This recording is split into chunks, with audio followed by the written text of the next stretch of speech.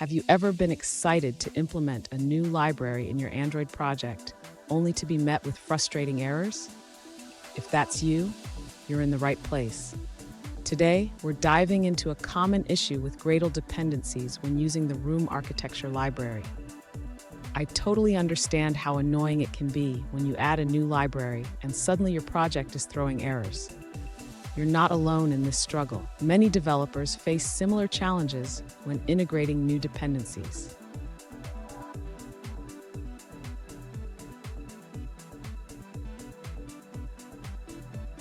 Here's the specific situation we're addressing. A user recently reported issues after adding the Room Android Architecture library. They encountered an error about a circular dependency between tasks when trying to build their project. Sound familiar? Let's explore this together. So, what could be causing this circular dependency? It often happens when two tasks depend on each other, creating a loop that Gradle cannot resolve. This can be particularly tricky with annotation processing and data binding. And stick around. I have a great tip at the end that will help you avoid these kinds of issues in the future. To resolve the circular dependency issue, the user should first check the Gradle configuration in the app module. It's important to ensure that the dependencies are correctly set up to avoid conflicts. Next, the user should consider updating the Kotlin and Room library versions. Using the latest stable versions can help prevent compatibility issues that may lead to circular dependencies.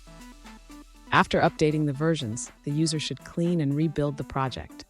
This step is crucial as it clears any cache data that might be causing the build errors. Finally, if the issue persists, the user should review the data binding setup. Sometimes, incorrect configurations in data binding can lead to circular dependencies. Did you know? The Room library is designed to help manage SQLite databases in a more efficient way. It's a powerful tool, but like any tool, it requires the right setup to work smoothly. Now let's look at the answers provided by other users. An alternative solution comes from another user who points out that the issue may be a bug in the Kotlin Gradle plugin version 1.1.2-4. They suggest checking a specific Stack Overflow link for more details. Now let's dive into a different answer from another user. An alternative solution provided by another user suggests updating your Gradle plugins. They recommend replacing the deprecated com.android.library plugin with com.android.feature. Additionally, they advise applying the Kotlin Android and Kotlin Android extensions plugins. Let's take a moment to review another user's answer. An alternative solution provided by another user is to remove the line that applies the Kotlin cat plugin.